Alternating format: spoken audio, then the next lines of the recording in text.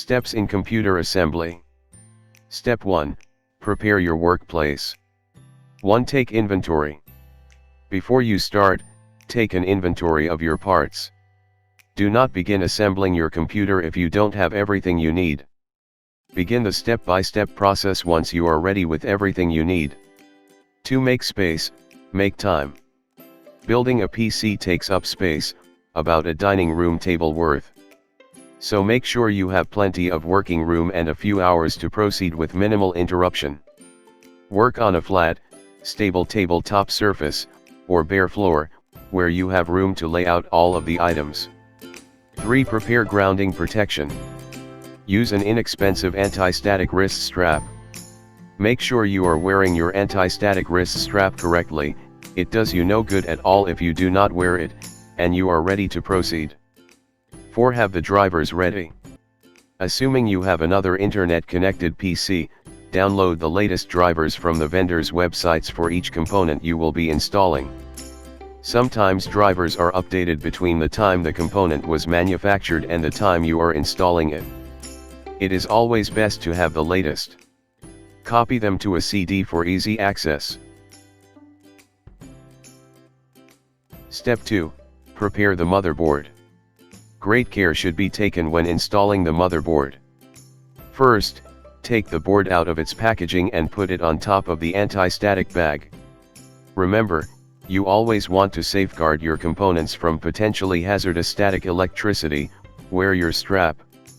Before you secure the motherboard onto the PC case/chassis, inspect it carefully for any visible defects. Next, review the motherboard manual, to make sure you are familiar with the motherboard layout and understand which socket is which. Manuals are extremely helpful, usually easy to read, and include illustrations. Below you can find instructions on how to install the processor, the heatsink and the memory modules on the motherboard. You should not place the motherboard in the computer case until you are told to do so. Step 3. Installing the CPU. CPU is the brain of a computer, so make sure you handle it properly and do not drop it or mishandle it. Do not touch the pins. Get hold of your motherboard and CPU manual. There is a golden mark on the CPU to help you assist. Consult both your motherboard and CPU manual to see which position it fits exactly.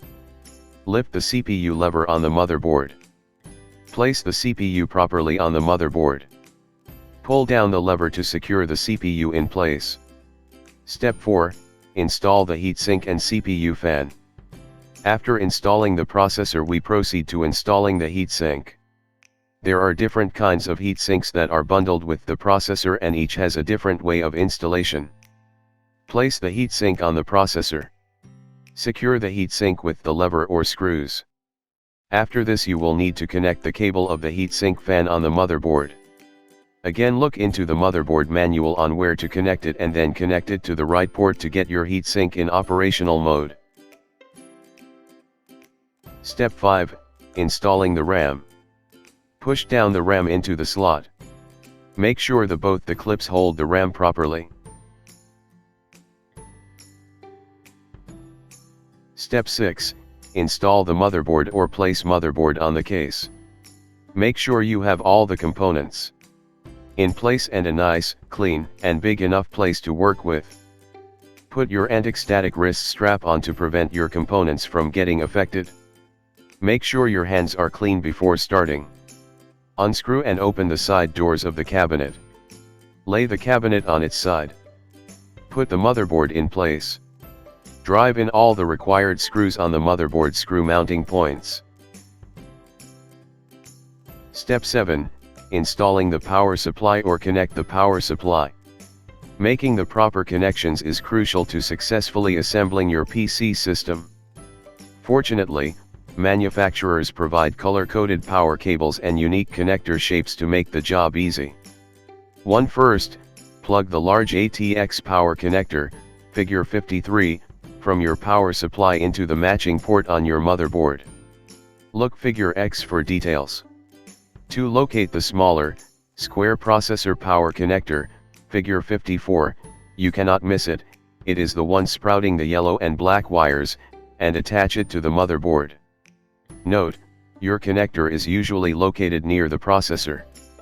As always, refer to your motherboard's manual for the exact locations. 3. Use your motherboard user manual and find the description about front panel connectors.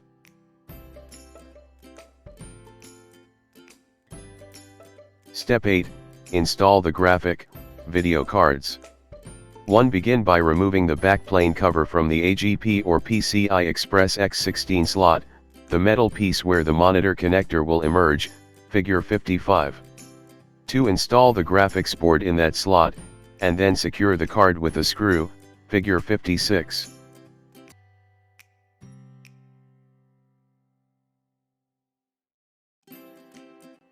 Step 9. Install internal drives. Now it is time to install your drives. This is an easy process, but it requires attention to detail. Make any necessary changes to jumpers on the drives before mounting them in the case. A 2-drive system, 1 or 2 SATA, serial ATA is a standard hardware interface for connecting hard drives and CD/DVD drives to a computer. Hard drives, plus 1 parallel ATA, advanced technology attachment, optical drive, for example, is easy to set up. The SATA drives are jumper-less, and the optical drive can be set as master on its own parallel ATA channel. Many cases have removable drive rails or cages to house drives. Use the included screws to attach your drives to the rails or cage, and slide them into the case. For externally accessible drives such as a DVD recorder, you can save time by installing one drive rail and sliding the drive in for a test fitting to make sure that its front is flush with the case, figure 57. When the drives are installed, connect power and data cables to each one. Parallel ATA drives use wide, flat data cables that can be installed only in the correct way. Floppy drives use a similar but smaller cable. SATA drives use a thin, 1 cm wide data cable. SATA drives use a new type of power connector that many power supplies don't come with. Fortunately, many motherboards ship with adapters for converting a standard 4-pin power connector to a SATA power connector, figure 57. Step 10. Install the add-in cards. For each add-in card, you must choose a free PCI slot. Remove its backplane cover to allow access from the rear of the case. Carefully position the card above the slot, and press down firmly to seat the card, figure 59. Secure the card with a screw. Connecting peripherals. When attaching hardware and peripherals of the computer, ensure that they are connected to the correct locations or ports.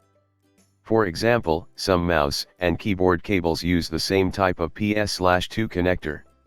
So, you must know first the different ports that can be found in the back panel of the computer. Keep in mind. 1. When attaching cables, never force a connection. 2. Plug in the power cable after you have connected all other steps in connecting peripherals of a PC. Step 1. Attach the monitor cable to the video port. Step 2. Secure the cable by tightening the screws on the connector. Step 3. Plug the keyboard cable into the PS/2 keyboard port. Step 4. Plug the mouse cable into the PS/2 mouse port.